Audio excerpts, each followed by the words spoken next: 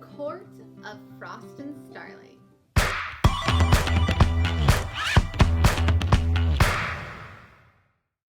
So little. So little compared to the other months.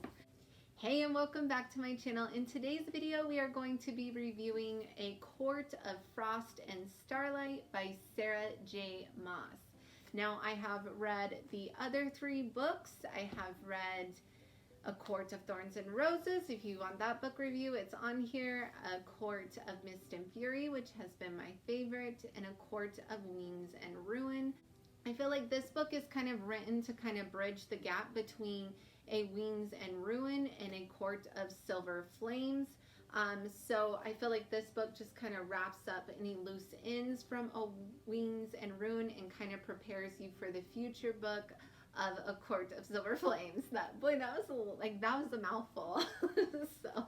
But I feel like it kind of did that, and I felt like it was kind of just like a nice little relief. Like, everyone is just kind of, we've had the war that we had in A Wings of Ruin, and then it just kind of wraps up everything. It kind of has Farah figuring out where she's at, where she wants things to be. They're getting ready for a winter solstice. It was just kind of a nice little relief. There was really no big drama happening. I mean, there's little things, but no war. So it's just kind of a nice little break, and just to kind of see all the characters being happy. Plus it kind of lets you dive into a little bit of like Rhysand, the way he's feeling about things. And it really starts painting you towards Cassian, and it really starts painting you towards Nesta. Why couldn't I think of her name? I'm reading A Court of Silver Flames and I couldn't think of her name. It really starts painting you towards Nesta too. So I enjoyed this book. I was able to finish it within a couple of days. It's a lot smaller than the other books. Very easy read, and I enjoyed it. I found myself actually laughing, and I felt like this book was a lot lighter. A lot of the things made me laugh. It was just a lot more of a happy feeling type of book. So loved it. I would give it 5 stars. I would give this whole series 5 stars. I have been enjoying the whole entire A Court of Thorns and Roses series by Sarah J. Maas. I know that I want to definitely read more of her books because I really do enjoy her books. This is probably one of my favorite series. I've always not been one to be like, oh, I have this series, it's fine, it's all in paperback, that's all I need.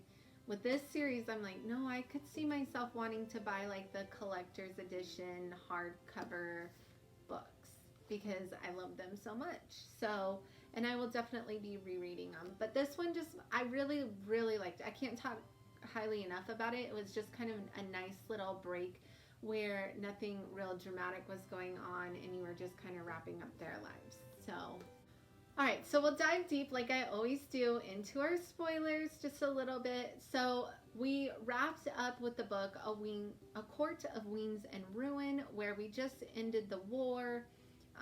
There was like all of these dramatic scenes at the end, and now we're going to where they go home.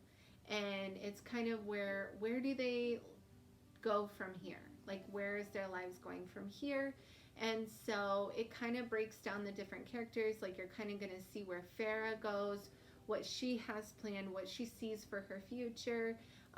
She ends up making a friend that's also in the art world, and they actually use that.